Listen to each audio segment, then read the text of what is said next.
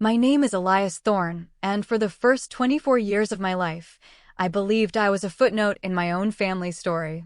I grew up here in Port Blossom, a small town on the Washington coast where the mist hangs heavy in the Douglas firs and the air always tastes of salt and rain. My world was a quiet one, defined by the hushed aisles of the Salish Sea Reader, the used bookstore where I worked, and the damp, cramped studio apartment I rented above a fish taco stand. The persistent smell of fried cod was the scent of my independence. I was the afterthought, the quiet boy who didn't quite fit. My father, Richard, was a successful civil engineer. My stepmother, Brenda, dedicated her life to maintaining their perfect home in the manicured Laurelwood Heights suburb and raising my half-siblings, Mark and Chloe. They were the bright, sunlit center of the family portrait. I was the shadow lingering at the edge, often cropped out of the frame entirely. The story I was told was simple and delivered with a certain clinical detachment by Brenda when I was old enough to ask why I felt so different.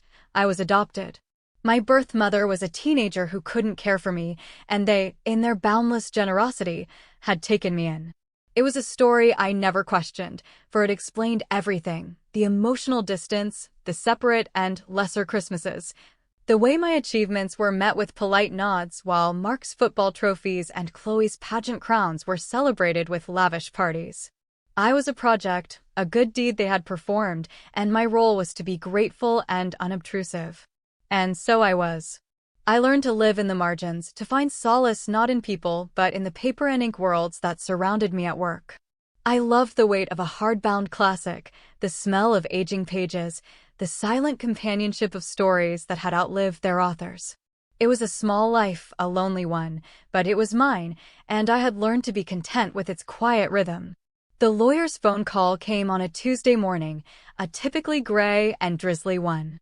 I was behind the counter at the bookstore, nursing a lukewarm cup of coffee and watching the rain bead on the large picture window that looked out onto Heron Street. The shop was empty, save for the gentle hum of the dehumidifier and the ticking of the old ship's clock on the wall. The phone's ring was a jarring intrusion. I almost let it go to the answering machine.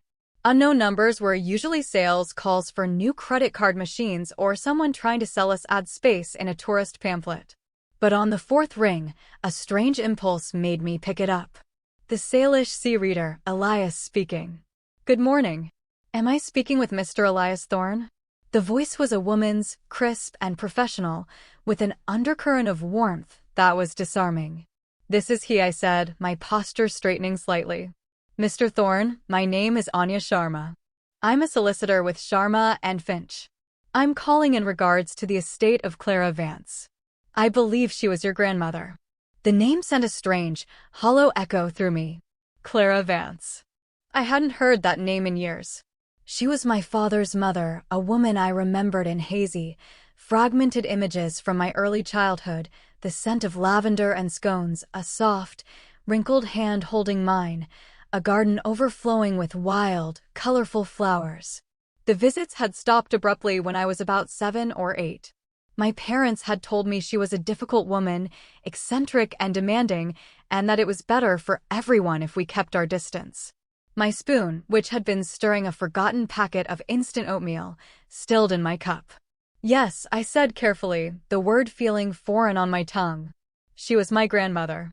She passed away. It must have been half a year ago now. Richard and Brenda had attended the funeral, of course. They had returned with somber faces, talking in low tones about the will. They'd told me, gently but firmly, that since I wasn't a biological relation, Clara had left her modest estate to be divided between her true grandchildren, Mark and Chloe. It had stung, but it was consistent with the narrative of my life. Another door quietly closed. That's correct, Miss Sharma said. I apologize for the delay in contacting you. There were some specific instructions in your grandmother's will regarding the timeline. I need to schedule a meeting with you, Mr. Thorne. There are matters concerning her final testament that require your personal attention. A knot of confusion tightened in my stomach. I think there must be a mistake.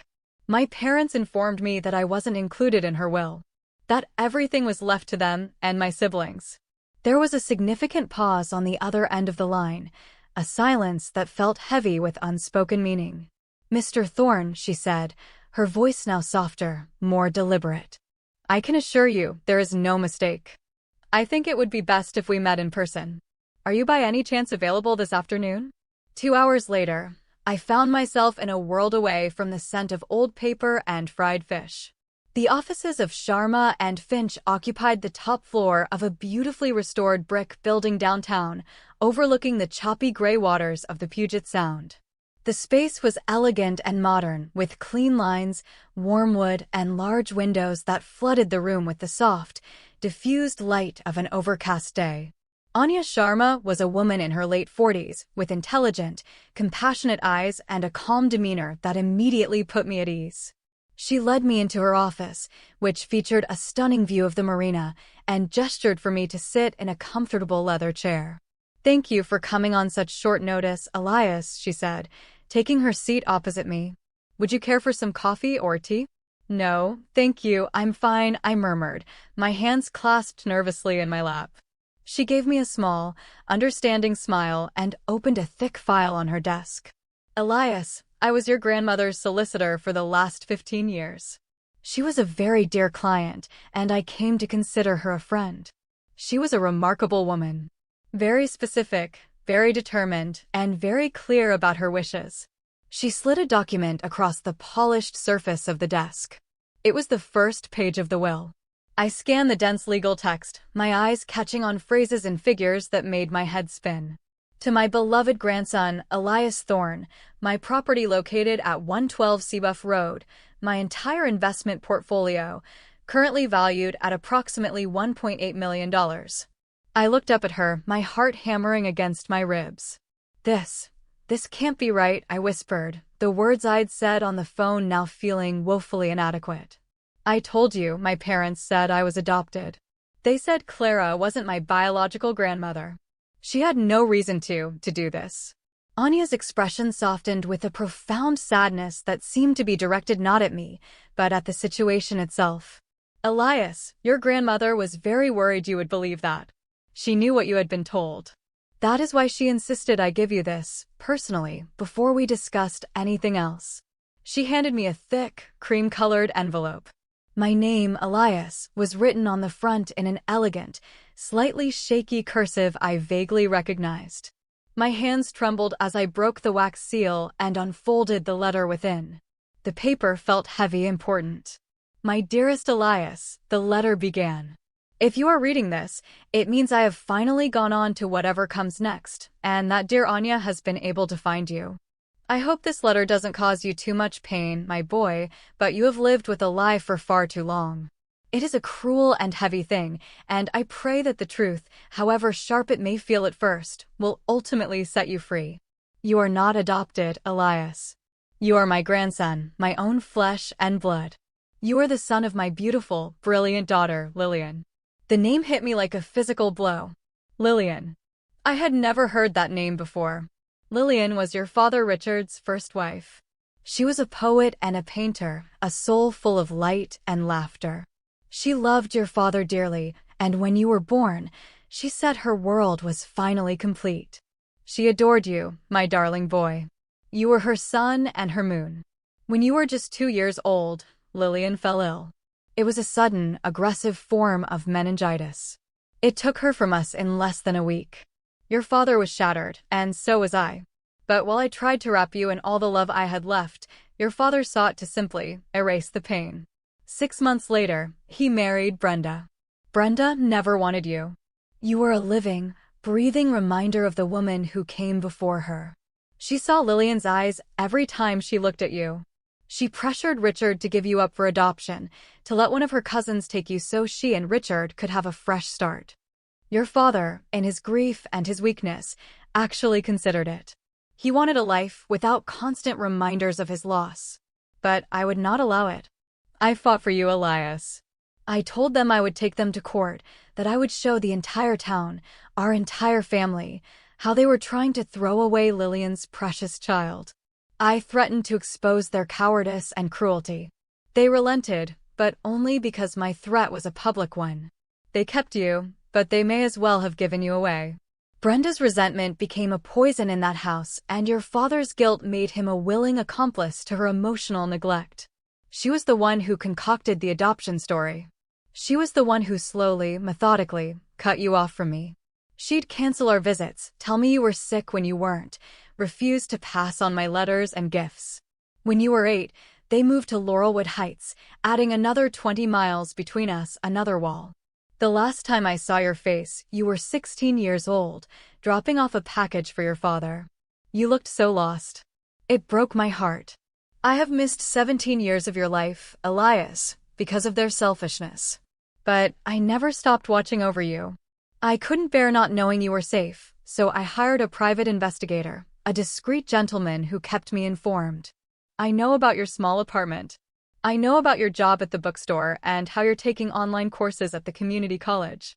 I know you've been struggling, and it has been the great pain of my life not to be able to step in and help you directly, but they would have twisted it, used it against you somehow.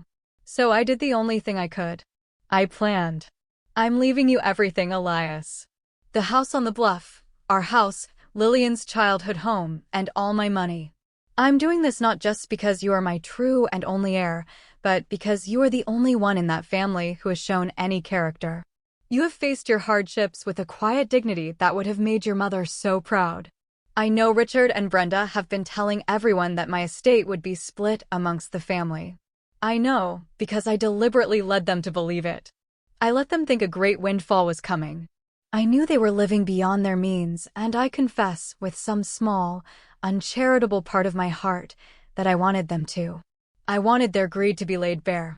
I hope this inheritance gives you the freedom to build a life of your own choosing, a life full of beauty and art and love, the kind of life your mother would have wanted for you. But more than that, my dear boy, I hope this letter gives you back your own story. You are not a footnote. You are the legacy of a great love. You are wanted. You are loved. You always, always have been. All my love, forever. Grandma Clara. P.S. The keys to the cottage, the perch, are with Anya. I hope you will go there. The garden has been waiting for you. I read the letter twice, my vision blurring with tears I didn't realize I was shedding. The ink bled together, but the words were seared into my mind. Not adopted. Lillian. My mother was named Lillian. She hadn't abandoned me. She had been stolen from me, just as my grandmother had been. The carefully constructed reality of my life crumbled into dust. Every cold shoulder from Brenda, every dismissive wave from my father, every lonely holiday, it all snapped into a new, horrific focus. It wasn't indifference, it was intentional. It wasn't that I didn't belong, it was that I was actively, deliberately pushed away. A wave of grief, so profound it was almost dizzying, washed over me. Grief for the mother I couldn't remember, for the grandmother I barely knew, and for the little boy who had tried so hard to be worthy of a love that was never on offer. The private investigator, Anya said gently, breaking the silence. He was very thorough.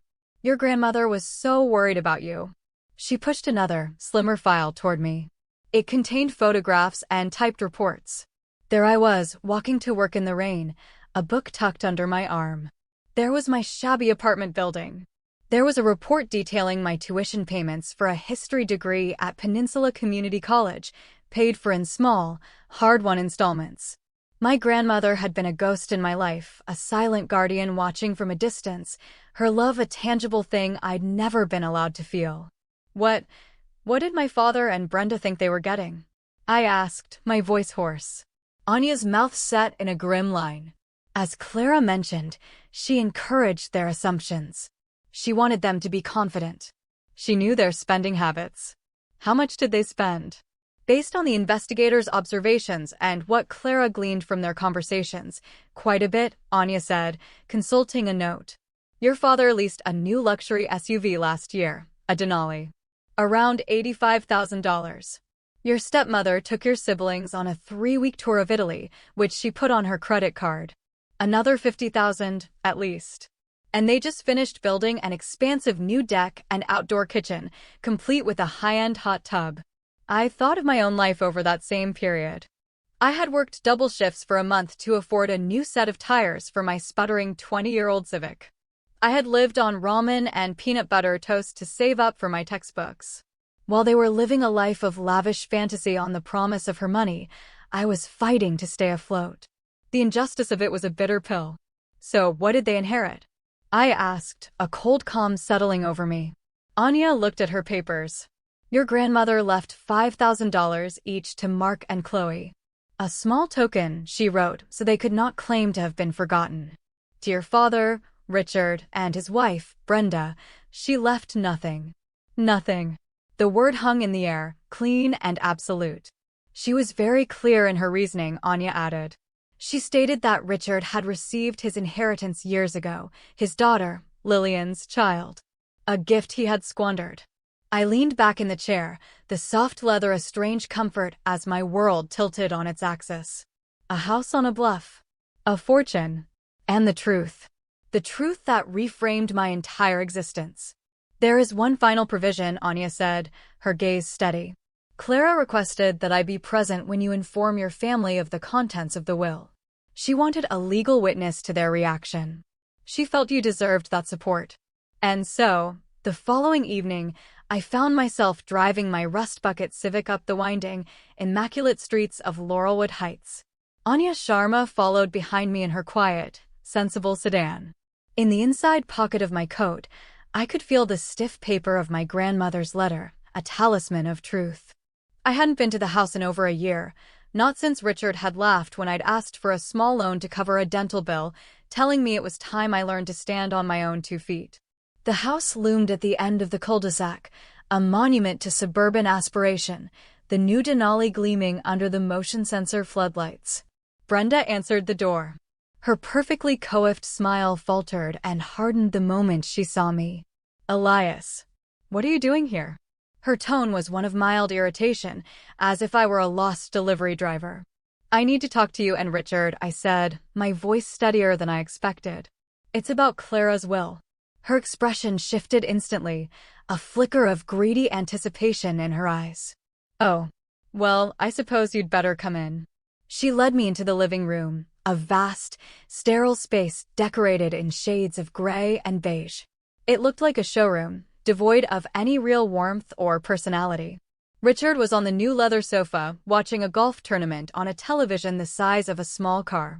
Mark was slouched in an armchair, scrolling through his phone, while Chloe was taking selfies by the fireplace. Richard, Brenda called out, her voice bright and brittle. Elias is here.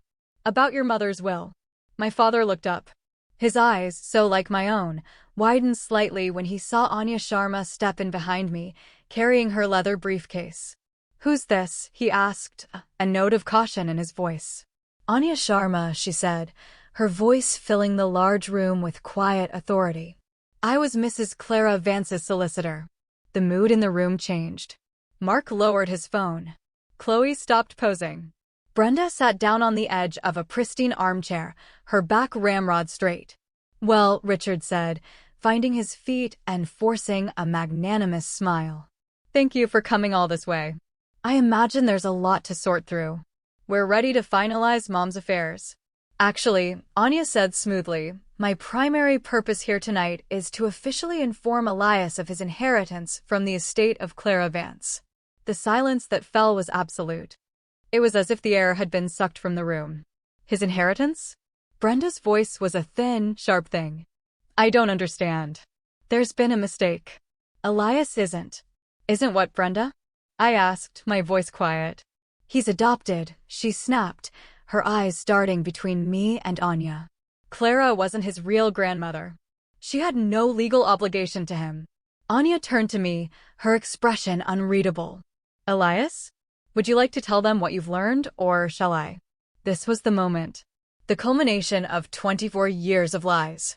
I took a deep breath and pulled the letter from my pocket.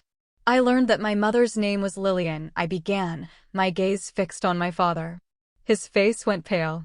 I learned that she was your first wife and that she died when I was 2.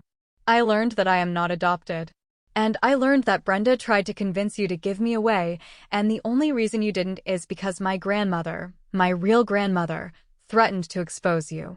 Brenda's face went slack with shock, her mask of composure shattering. That's a lie. It's a vicious lie. Is it? I looked at my father, who wouldn't meet my eyes. He just stared at the floor, his shoulders slumped. I also learned, I continued, my voice gaining strength, that Grandma Clara left me her entire estate. The house on the bluff, her investments, everything. A total of about $1.8 million. If the previous silence was absolute, this one was a vacuum. It was broken by Chloe. Wait, she said, her voice a childish whine. What about us? What do we get? Anya calmly opened her briefcase. Miss Vance left a sum of $5,000 to you and $5,000 to your brother, Mark. 5,000. Mark exploded, jumping to his feet. That's it? That's an insult. What about the house? All her money. It all goes to Elias, Anya stated, her tone leaving no room for argument. Brenda shot up from her chair. This is outrageous. We'll contest the will. He has no right to any of it. We were the ones who took care of Clara. We visited, Actually, Anya interjected, her voice cutting through Brenda's tirade like ice. Mrs. Vance kept meticulous records. She documented every time you prevented Elias from seeing her.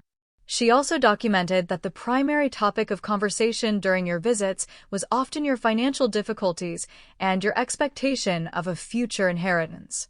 Anya paused. You are welcome to contest the will.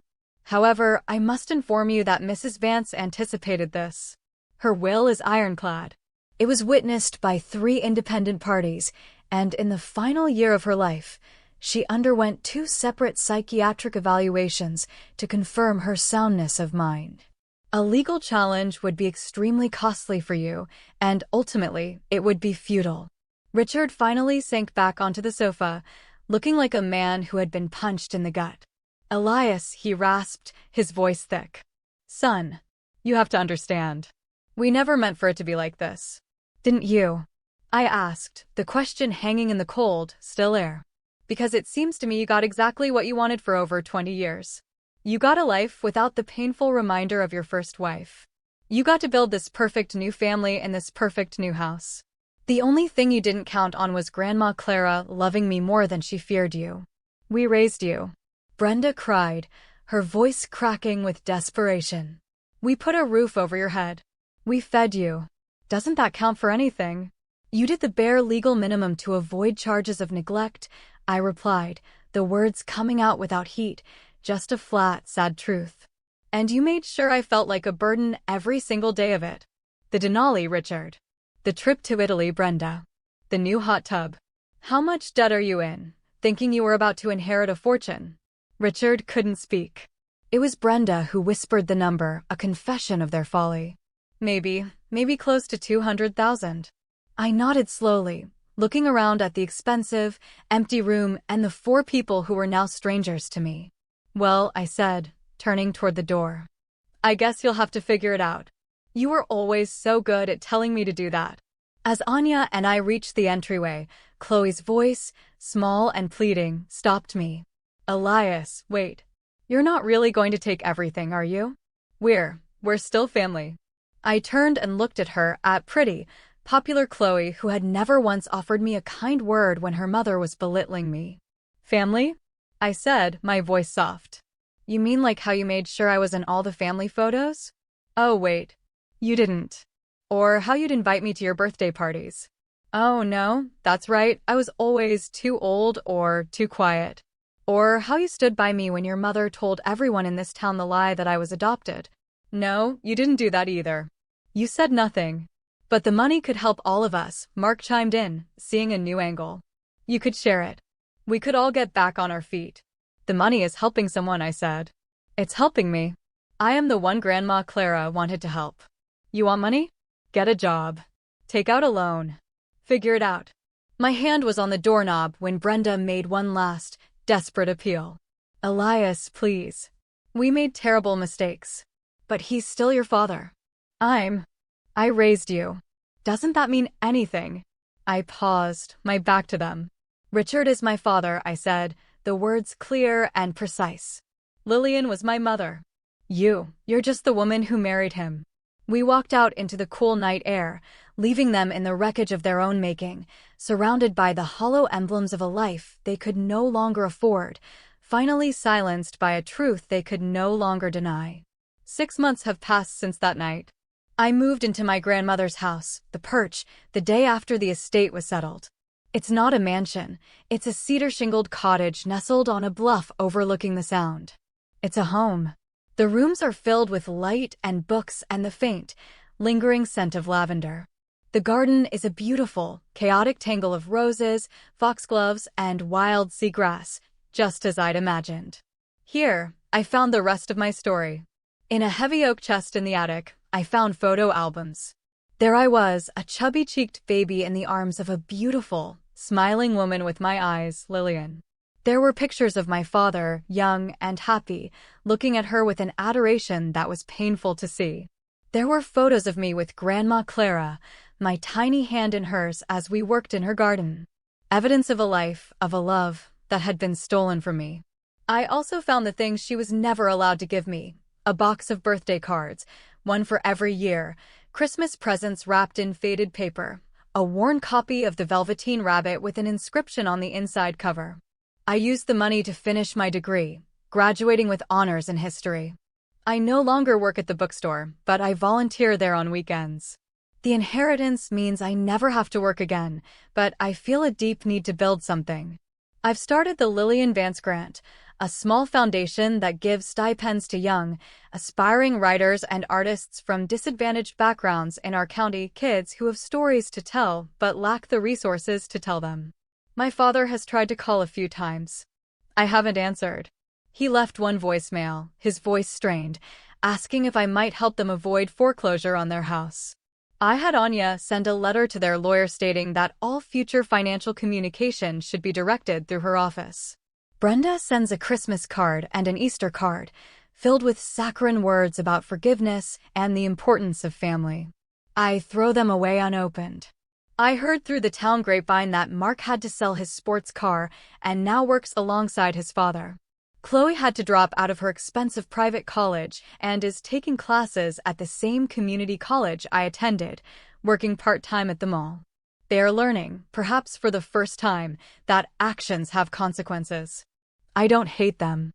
The anger has mostly burned away, leaving behind a deep, quiet sadness for all that was lost. For them, for me. But I cannot let them back into my life. My peace is too new, too fragile. Self-respect, I've learned, is a garden that requires careful tending. You have to be vigilant about the weeds. Sometimes, in the evenings, I sit on the porch of the Perch, a cup of tea growing cold in my hands, and watch the fairies glide across the water as the sun sinks behind the Olympic mountains. I read my mother's poetry, which I found in a journal tucked away with the photos. I read my grandmother's letters.